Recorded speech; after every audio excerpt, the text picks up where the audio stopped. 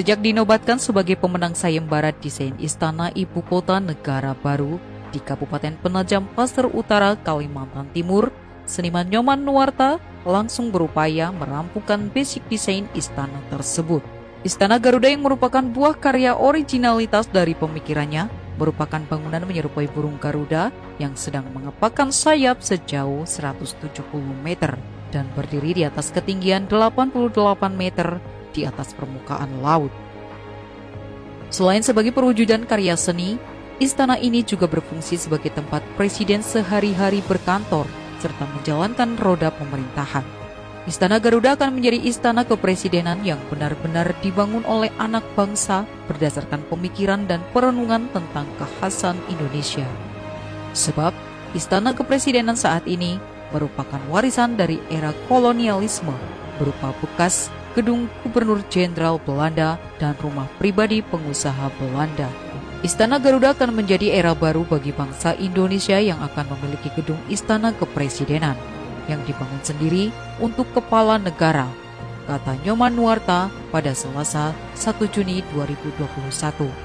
Mengenai simbolisasi burung Garuda, Nyoman beralasan, Garuda sudah menjadi milik bangsa Indonesia ketika Garuda Pancasila ditetapkan sebagai lambang negara.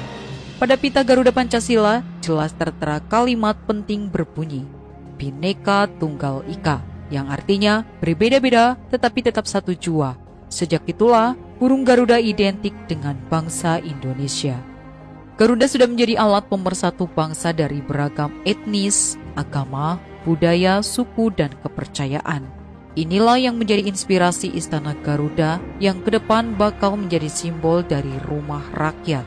Seniman yang sudah berkiprah selama 50 tahun ini memandang intuisinya sebagai seniman yang mengarahkan untuk membuat desain yang terinspirasi dari burung Garuda.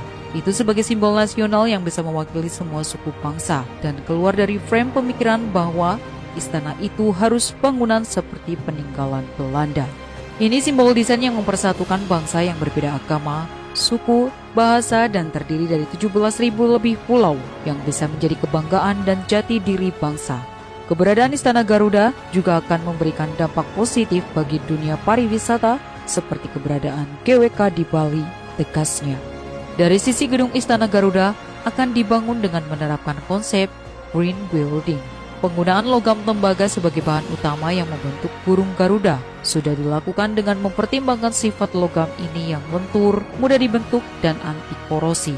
Sebagai lobang, tembaga konduktor yang baik dan tidak mudah ditumbuhi oleh jenis-jenis jamur, lumut, bahkan virus. Pada bagian permukaan, logam ini akan dibentuk menjadi bilah-bilah berupa garis-garis vertikal yang membentuk sosok Garuda dan akan berfungsi sebagai sunlover.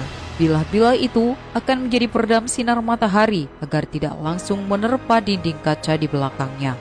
Teknik seperti ini akan sangat mengefisiensikan penggunaan energi listrik karena jendela-jendela bisa dibuka.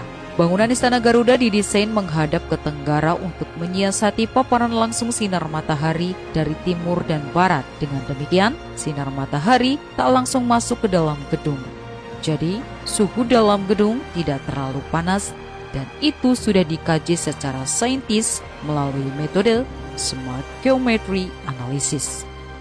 Istana Garuda, lanjut Nyoman, merupakan satu dari beberapa karya monumental yang menerapkan perpaduan antara seni, teknologi, dan sains seperti layaknya pembangunan Garuda Wisnu Kencana GWK. Hal serupa akan diterapkan pada pembangunan Istana Garuda. Jadi, ini hasil perpaduan seni, teknologi, dan sains. Tanpa itu, mustahil menghasilkan bangunan berbentuk patung yang gigantik.